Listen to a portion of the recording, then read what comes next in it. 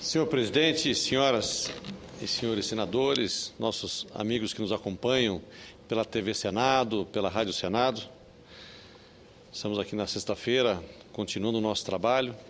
Teremos várias reuniões importantes hoje pela manhã aqui em Brasília e à tarde nós teremos a nossa audiência pública ou o nosso ciclo de palestras e debates, debatendo a reforma agrária no Brasil, principalmente a reforma agrária na Amazônia, especificamente a reforma agrária no estado de Rondônia.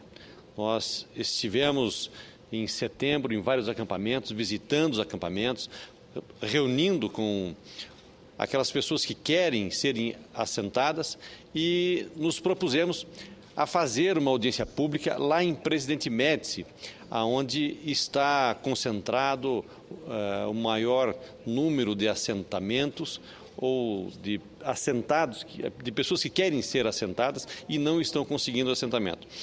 Em função da ausência do líder do MST do estado de Rondônia, em Rondônia, que está na Bahia, impossibilitou nós fazermos essa audiência pública ou esse ciclo de palestras e debates lá em Presidente Médici, pois ele não teria condições de chegar a tempo para a nossa reunião. Aí nós transferimos essa reunião para Brasília e conseguimos trazer até aqui o nosso representante, líder do MST, que está em atividades na Bahia para participar hoje à tarde desta reunião que eu considero da maior importância para aquelas pessoas que querem a reforma agrária e que precisam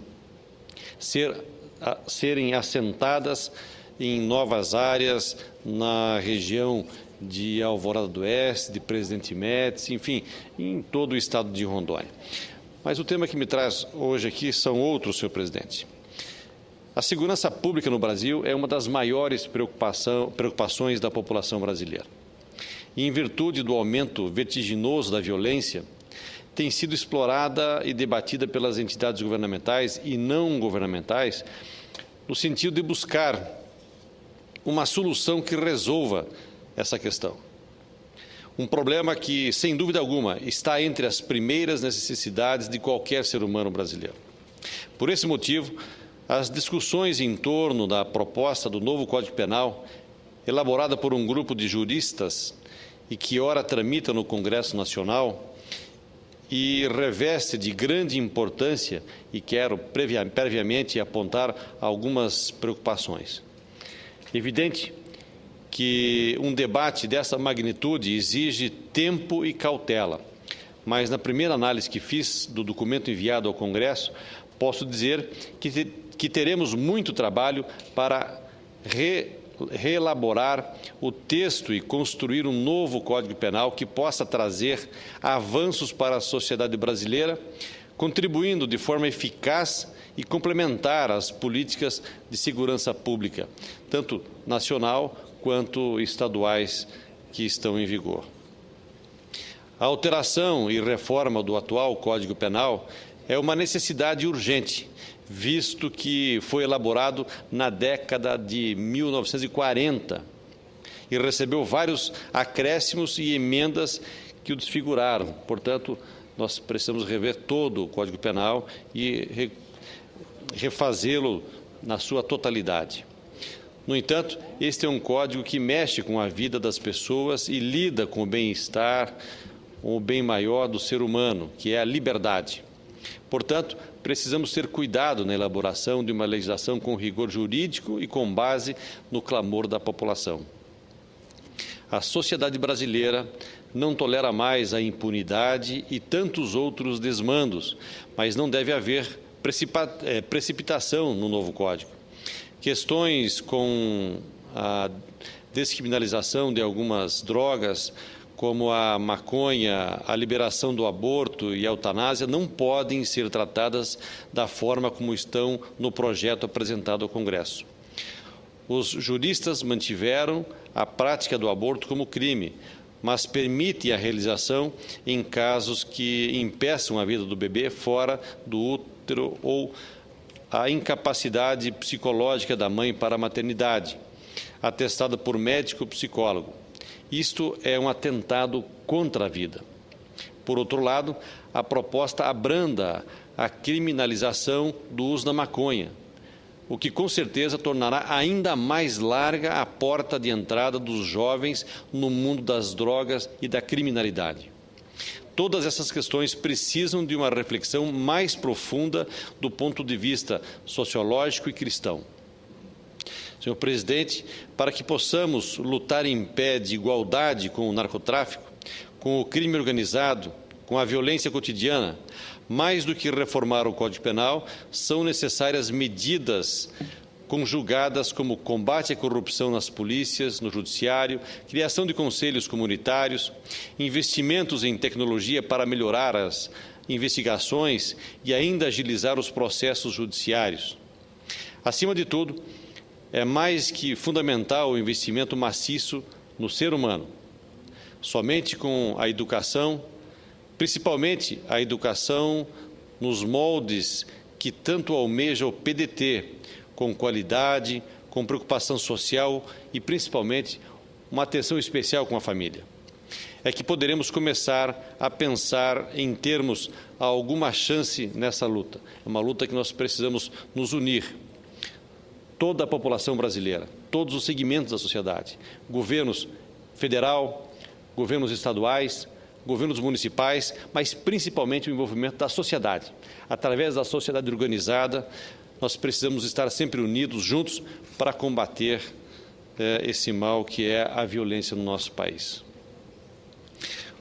Outro assunto, senhor presidente, é com relação à reforma agrária. A reforma agrária e a questão fundiária do Brasil apresentam um quadro preocupante.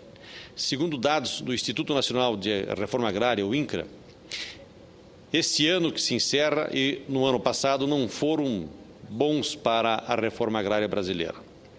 Segundo o último dado sobre assentamentos, disponível no órgão, com data de 16 de novembro, o governo assentou 10.815 famílias em todo o território brasileiro nesse ano 2012. É a taxa mais baixa registrada nesse mesmo período em 10 anos e representa apenas 36% da meta estabelecida pelo governo para esse ano, de assentar 30 mil famílias. É menos da metade dos assentamentos feitos em 2011, quando 22.021 famílias tiveram acesso à terra no nosso país. Em Rondônia, a situação não é diferente. No ano passado, apenas 217 famílias foram assentadas pelo INCRA no Estado e cerca de 6 mil famílias sem terra hoje estão em acampamentos irregulares, aguardando em 45 acampamentos e 27 áreas de ocupações espontâneas a transferência para assentamentos da reforma agrária. Em cerca de 20 acampamentos, os ocupantes da área vivem a tensão de serem despejados a qualquer momento, por força de mandatos de reintegração de posse expedidos pela Justiça. A situação é mais grave no Cone Sul, onde existem mais de 20 áreas de ocupação irregular.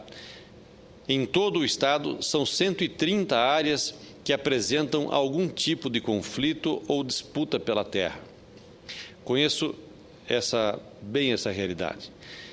E foi em uma das visitas que faço aos acampamentos e assentamentos em Rondônia que surgiu a demanda para a realização de audiência pública que faremos hoje à tarde na Comissão de Agricultura e Reforma Agrária do Senado Federal. A solicitação partiu da coordenação do MST em Rondônia e de agricultores dos assentamentos Silvio Rodrigues, de Alvorada Oeste, e Che Guevara, de Alto Alegre dos Parecis. Esta audiência pública na Comissão de Agricultura e Reforma Agrária do Senado aconteceria hoje, nesse mesmo horário, no município de Presidente Médici, mas foi transferida para Brasília em função da dificuldade para deslocamento de representantes dos assentamentos do Movimento Sem Terra do MST. Com a transferência do local, confirmamos a participação do coordenador do MST em Rondônia, Claudinei dos Santos, que estava na Bahia e não conseguiria se deslocar para Presidente Médici a tempo da audiência, e da coordenação nacional do MST. Em contato com Claudinei, nós fizemos um esforço grande para trazê-lo, então, até Brasília, onde daria tempo para ele chegar. Ele deverá chegar hoje à tarde, junto com a equipe e mais lideranças do MST, para que nós possamos fazer o nosso debate sobre esse tema, que é da maior importância para todos nós em Rondônia. No momento em que discutimos esse tema delicado e polêmico, que tem gerado tantos conflitos, é bom destacarmos que Rondônia é o estado campeão da agricultura familiar do norte do país, com mais de 75 mil estabelecimentos produtivos. O setor responde por 74% do valor bruto da produção agropecuária do estado e emprega quase 250 mil pessoas, o equivalente a 84% da mão de obra que trabalha no campo. O estado é o maior produtor de café da região norte, sendo que 90% da produção vem exatamente da agricultura familiar. Os agricultores familiares são responsáveis ainda por 93% da produção estadual de feijão e 92% pela produção de mandioca, 82% da produção de leite e 65% da produção de aves e 49% na produção de bovinos. Em Rondônia, os produtores familiares, pecuaristas de grande porte de soja e milho, comerciantes e empresários da agroindústria é que fazem a riqueza do nosso estado. A economia de Rondônia, ela é pautada exatamente pela produção agropecuária, que é o motor da nossa economia e que gira o crescimento e o desenvolvimento do nosso estado de Rondônia. Portanto, por isso, a nossa preocupação com relação à nossa agricultura, à nossa pecuária, à nossa bacia leiteira, à produção de pescado e também com relação aos assentamentos, essas pessoas que precisam de terra, mas dentro da ordem, dentro de um sistema organizado que nós entendemos que o que tem que acontecer no nosso estado. A agropecuária de Rondônia é feita por um povo trabalhador e ordeiro, sendo que muitos já passaram pela situação que vivem hoje esses trabalhadores sem terra que estão nos acampamentos, mas que tiveram a oportunidade de receber o título da terra, de ter acesso aos programas governamentais e ao crédito para realizar a sua produção agrícola e manterem as suas famílias. Ao mesmo tempo em que vemos a pujança de nossa agricultura, é preocupante assistir a esta situação no meio rural de Rondônia, um estado que é fruto da reforma agrária, formado por agricultores oriundos do sul e de outras regiões do país e que vivem esse clima de insegurança jurídica nos acampamentos dos que ainda não possuem um pedaço de terra para produzir. O nosso estado foi colonizado por agricultores que estavam sem terra no sul do país, no nordeste do Brasil, no centro-oeste, pessoas que foram transferidas para Rondônia e lá foi feita uma grande reforma agrária em todo o estado de Rondônia. E aí nós temos um estado que tem uma produção grande de café, da bacia leiteira, produção de carne para alimentar não só a Amazônia, mas exporta para o sul do Brasil e para outros países também. A esperança dessas famílias são as ações do governo do estado e do governo federal que estamos acompanhando nesses últimos meses no sentido de reverter esse quadro. Temos que ressaltar também que, apesar da redução no número de famílias assentadas, a qualidade dos assentamentos tem melhorado consideravelmente em nosso estado de Rondônia, não só em Rondônia, mas em todo o país, mas principalmente em Rondônia. A qualidade de vida dessas pessoas tem melhorado e muito em função das ações do governo do estado, lideradas diretamente pelo nosso governador Confúcio Moura e o seu vice Ayrton, mas também pelo governo federal. Essa ação conjunta do governo do estado com o governo federal tem resultado positivo e tem melhorado a qualidade de vida dessas pessoas que vivem nos assentamentos. A integração entre os projetos de assentamentos com as políticas públicas de assistência social e técnica, de crédito e com os programas de incentivo à produção, estão dando a oportunidade dos assentados se viabilizarem como produtores rurais.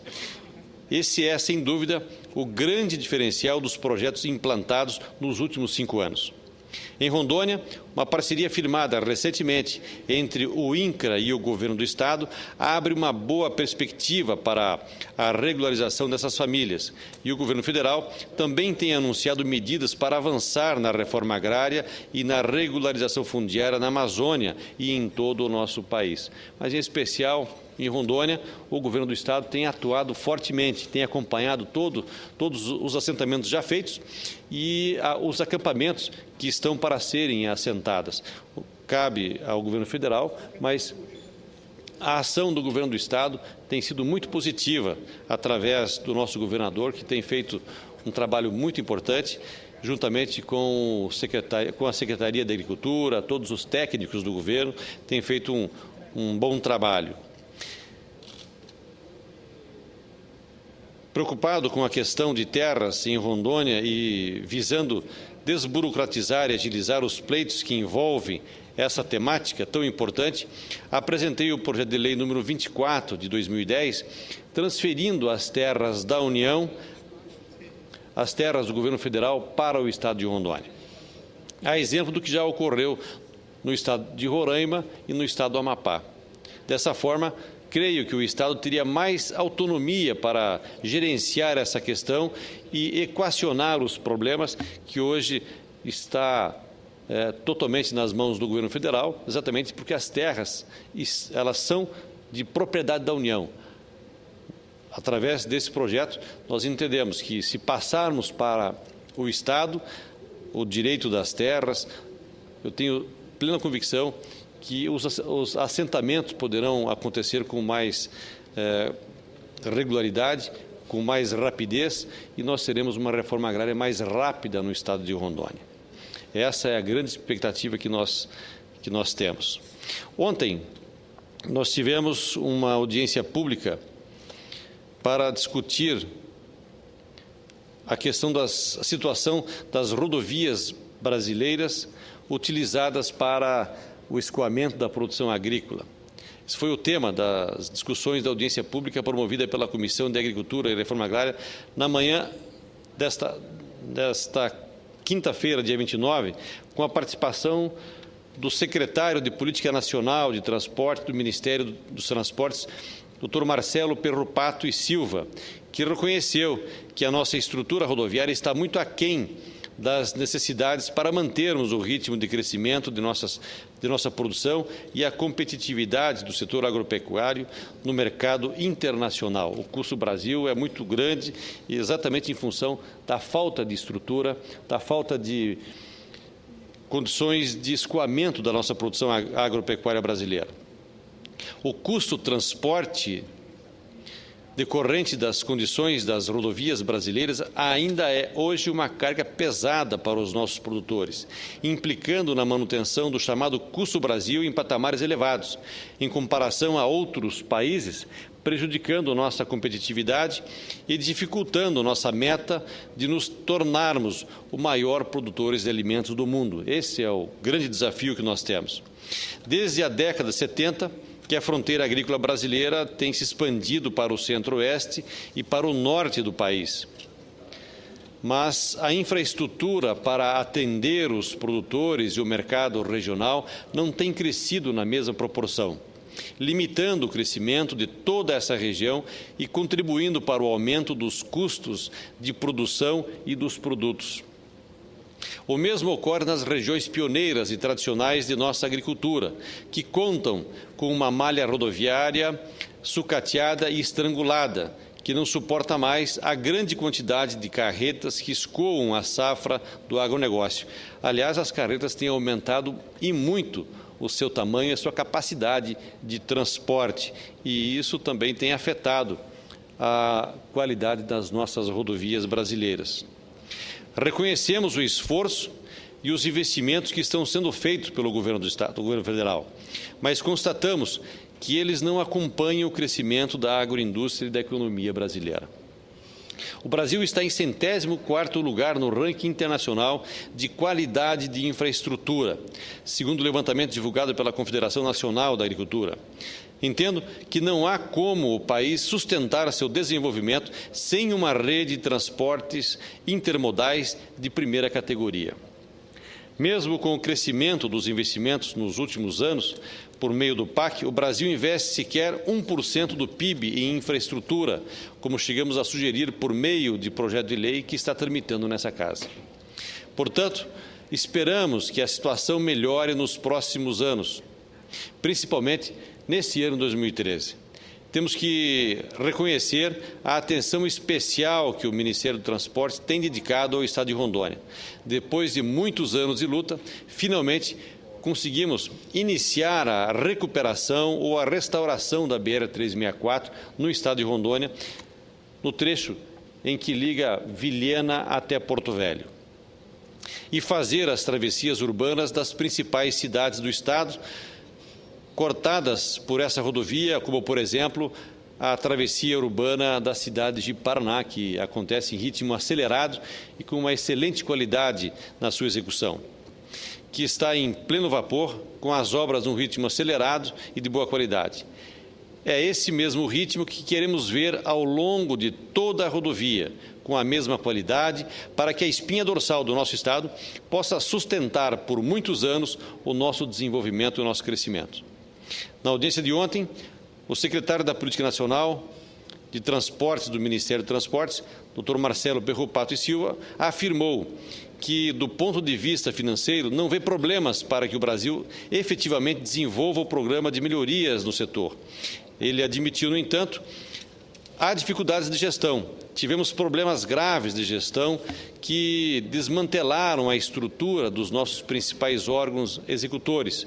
Isso tem causado grande transtorno, explicou Perrupato, justificando atrasos em obras e a paralisação dos trabalhos. De outra parte, o secretário de Política Nacional destacou que o setor precisa ter cuidado com determinação e objetividade. Ele reconheceu que as rodovias não vão ser suficientes para atender à expansão do agronegócio em direção à região Centro-Norte nos próximos 15 a 20 anos.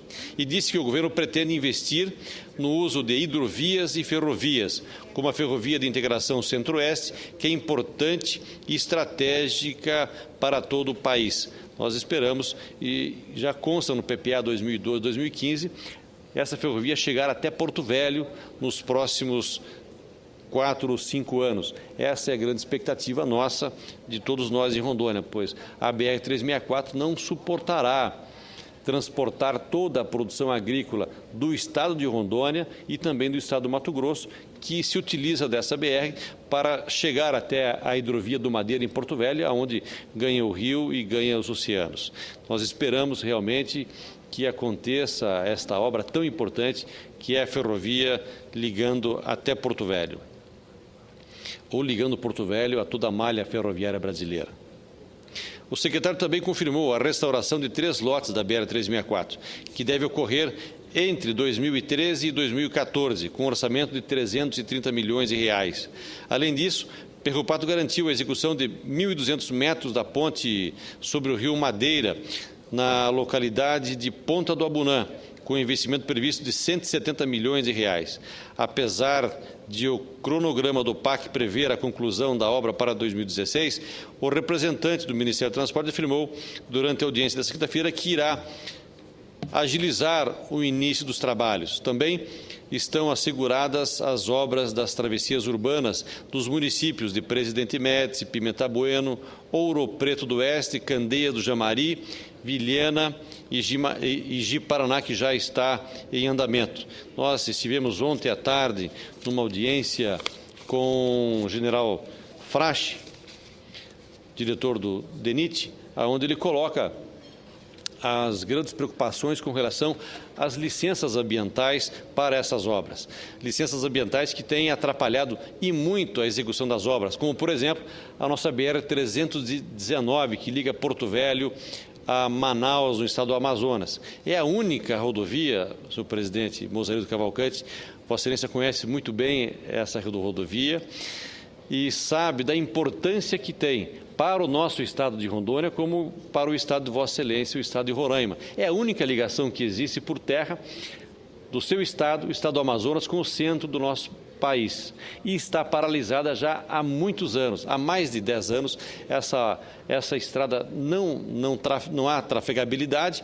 O projeto para a sua restauração está pronto, mas por força de uma licença ambiental nós não conseguimos avançar. Ou seja, está parado o desenvolvimento do nosso país naquela região em função de uma licença ambiental. Nós estamos estudando um projeto para que as obras de interesse nacional não dependam de uma licença ambiental, que se houver algum problema ambiental seja corrigido depois através do Ministério do Transportes, mas que não paralisem as obras, que o Brasil não perca por conta disso. O Brasil e os brasileiros, nós da Amazônia, estamos perdendo muito por falta dessas obras que são da maior importância para a nossa região e para o nosso país. Nós não temos essa ligação entre Rondônia com Amazonas, Rondônia com Roraima e também ligando ao Caribe e ganhando o oceano lá na Venezuela. É uma obra importantíssima,